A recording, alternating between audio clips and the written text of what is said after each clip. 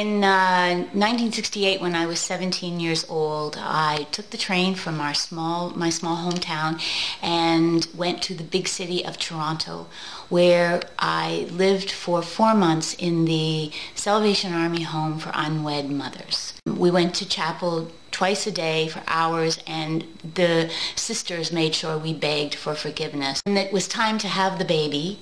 They put me in a cab and sent me off to the hospital. And in the hospital, they put me in a room, and at that time, I was under 18, so I could not have a phone call. I could not have any medication. When the baby finally came, and the nurse said to me, "Do you want to hold the baby?" And I said no.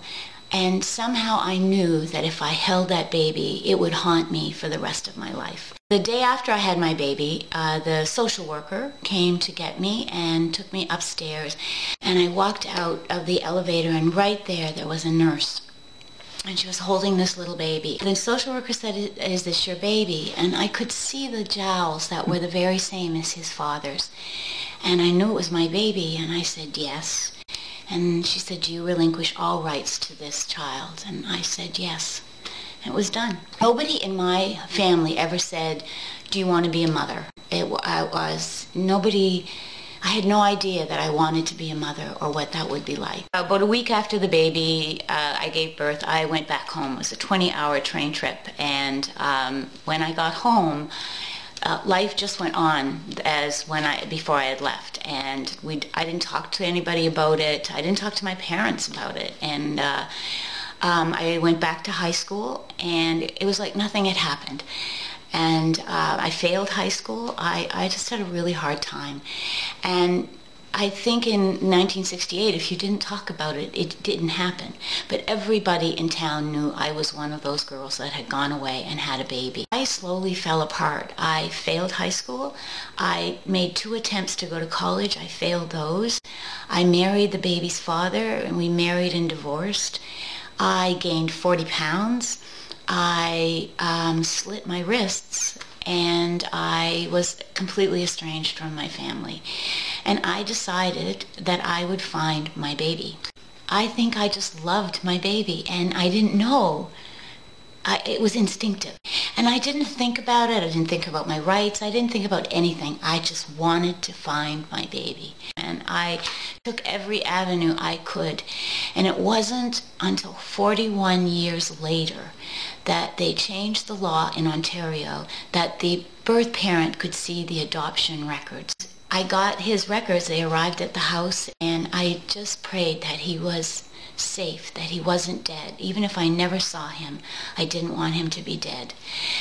But there were his records, and he lived, I guess, 25, 30 miles from where he was born. And I wrote him. His name had been changed. I named him John, and it was changed to Nick. I wrote it out and said, "I believe I gave birth to you on April 10th, 1968. I just want you to know I am happy, happily married, and I have a good life. And if I could get to know you, that would be wonderful." He emailed me, and it's just, he was open to me, and he said he would like to get to know me, and he had a lot of questions. And then we talked on the phone about 2 or 3 days later. I flew up to see him within 10 days of our first contact, and I fell in love with him right away, and we sat in his house, and we talked and looked at pictures. Immediately I knew I had to be the best person I could be in order to have any relationship with him. So I started meditation.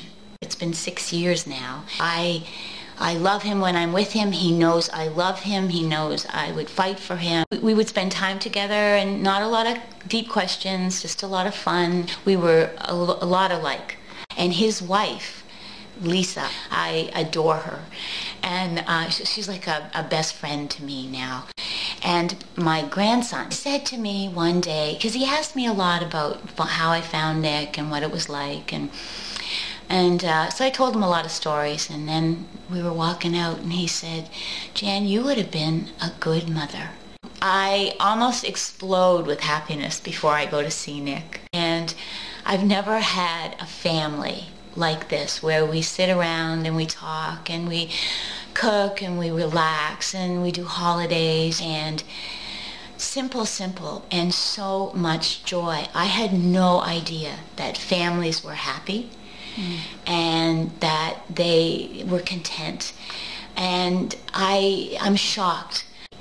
I just explode with love with him.